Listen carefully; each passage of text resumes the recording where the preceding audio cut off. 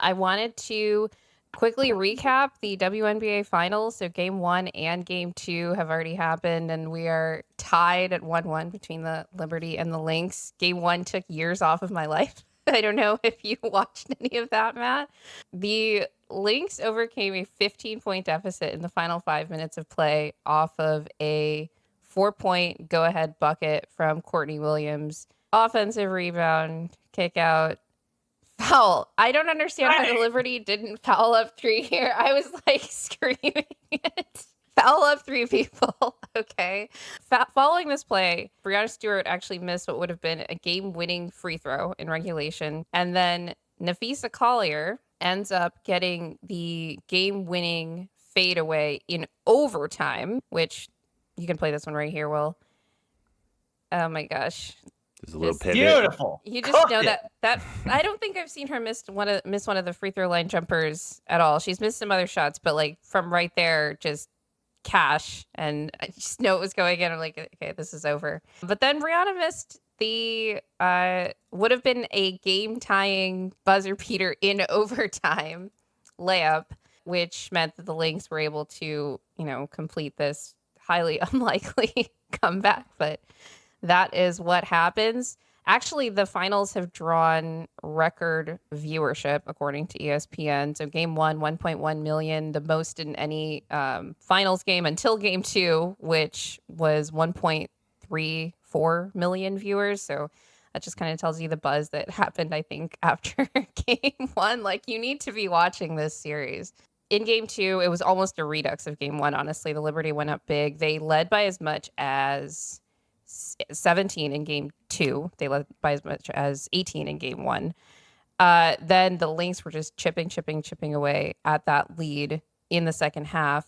But thanks to some ravenous, I'd say, defense from Breanna Stewart, she had some really clutch, I think, steals in key moments when the Lynx were trying to mount another comeback to help, keep everything at bay on the defensive end. And they ended up holding the Lynx to only 66 points. So for all the real hoop sickos out there, this series is for you. I definitely underestimated New York defensively in this series. I was more worried about how they defend the Lynx and how they'd be defended by the Lynx.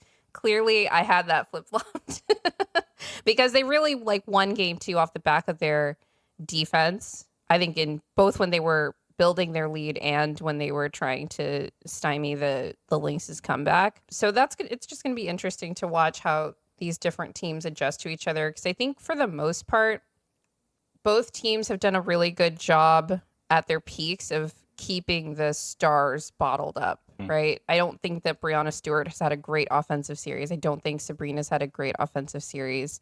At least in terms of scoring. I think in game 2, she was a much better facilitator than she was in game 1 for sure. And it just kind of reminds me of, Will, when you and I were doing our series preview for the Timberwolves, and we talked about how this needs to be a Jamal playmaking series. It was not at all. And yeah, just versus that kind of defense, you need to keep the ball moving and kind of capitalize on every little advantage that they're going to give you, because the Lynx remind me so much of the Minnesota Timberwolves and how they defend.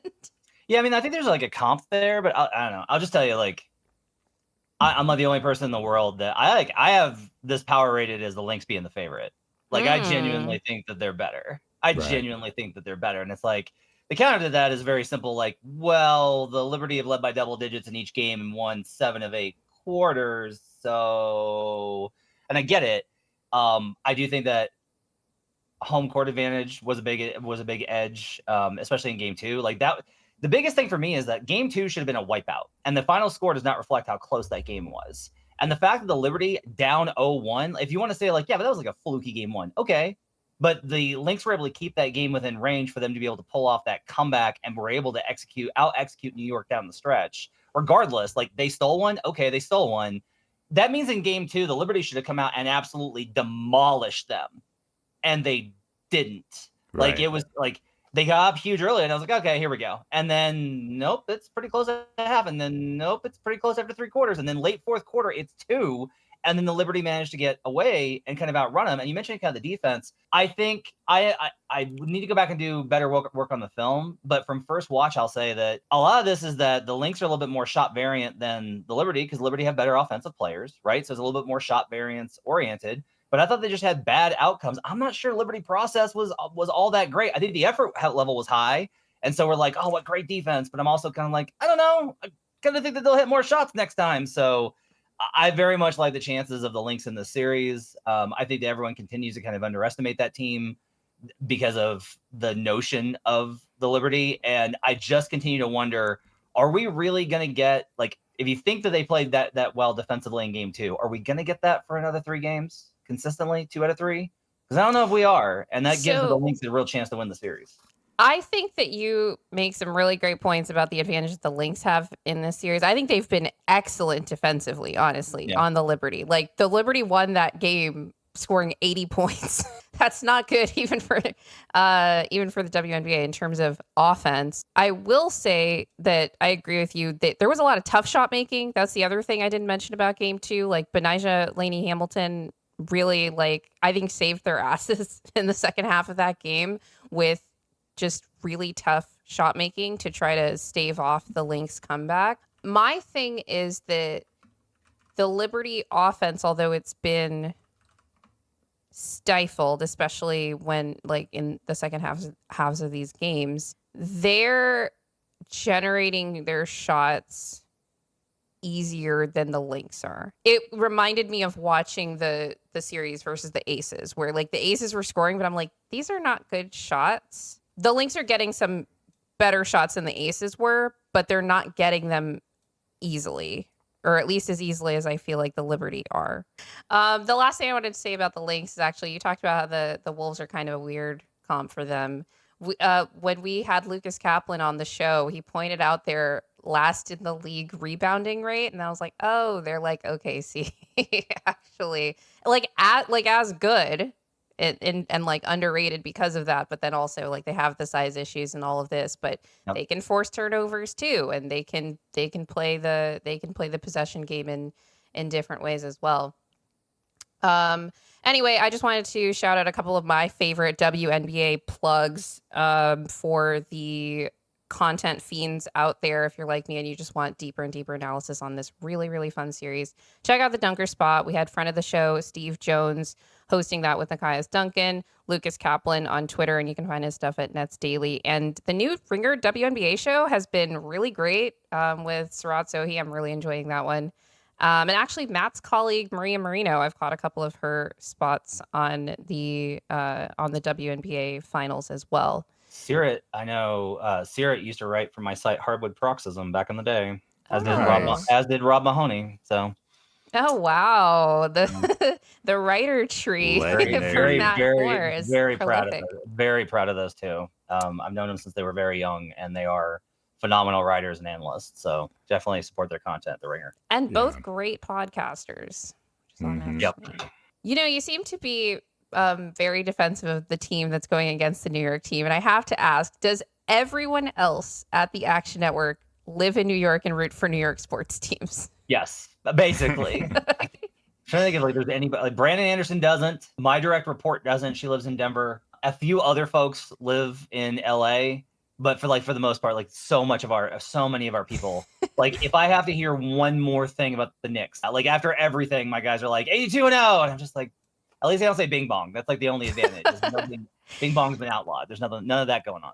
Yeah, I mean, I had that question queued up because of how passionately you were defending the honor, I guess, of the Indiana Pacers in the playoffs last year, particularly during the Knicks series, but also during the Bucks series. Yeah, I mean, I just think there does tend to be these teams that everyone just kind of dismisses, and I was pretty high on the Pacers coming into those playoffs and their opportunities because the path was in front of them. And what kind of happens is, if you beat a team that's injured, it's like you're actually considered worse than you were before the injury. And I'm like, that's not how this should go. Like, I've been really interested. I've been thinking a lot over the last probably 2 months about the word sentiment and about how our priors on things that we think about and believe, how that influences us to develop sentiments about whatever it is, like whatever you're talking about or whatever you have an opinion on. In sports, we see this a lot where it's like, well, I really think the Knicks are good. Okay, so you have a sentiment about them. Inherently, you're going to be like, and the Sixers, and Embiid's injured, and Paul George, and like they don't have the depth. And it's like, okay, but now what you're doing is you're using this to kind of contrast it. And that happened a lot with the Pacers, where I was like, look, they're competing in this series. At the beginning of that Knicks series, I was like, I think they have a chance here. Like, I don't love this matchup for New York. I think they have a chance here. And the problem again is, do the Knicks win that series if all of the Knicks pets' heads don't fall off? Probably. Probably. Like, they probably win that series, right? Like, everybody's hurt. OG and Brunson and Randall and Robinson. Like, down the line, they're just so banged up. And I get it. At the same time, the Knicks play a tough physical style, and that's going to happen. And that doesn't change the fact that, like, Nembhard was stones in that series, that Hallie really did respond when it was like everyone being like, wow, he is not a superstar. He just shrunk from the moment. And then he was great late in that series. Like, we can give credit for the teams that actually do this, but we don't tend to do that unless they come from certain markets. And that bugs the hell out of me. But you're about to head into a big Knicks season. Are you prepared for that? Well, it's going to be great because I have the under on their win total. Nice. So I'm like ready to go ahead and fade them. What's their win nice. total right now? 52.5. That's too many. Like, it's ridiculous where they're at.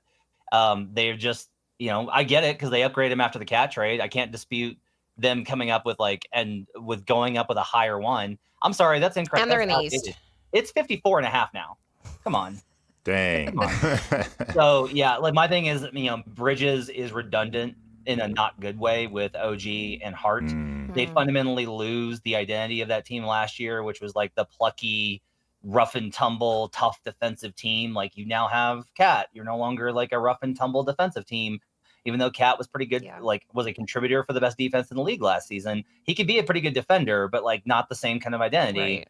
You're still going to have the injury issues because Tibbs is going to run him into the ground. Mitchell Robinson's already out for an extended period of time.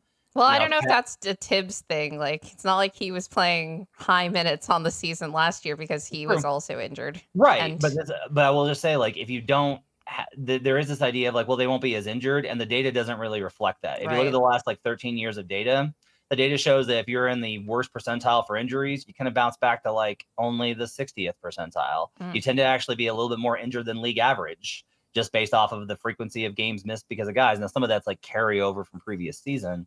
But I also just look at this Knicks team and I'm like, if you look at last year, like, they're not great at half court offense and they're only pretty good at half court defense. Like, this isn't like, what did the Knicks do at an elite level? Offensive rebound.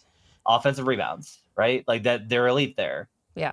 Then they traded lost Isaiah Hartenstein, and Hart won't play as much. Like, I just think that there's a lot more pathways. Plus, just taking the under on these win totals that are this high is often a pretty good move. So I feel really good about the Knicks probably not living up to expectations next season. Though I think they have a very good chance to match up with the Celtics in the playoffs and potentially sneak past them into the finals.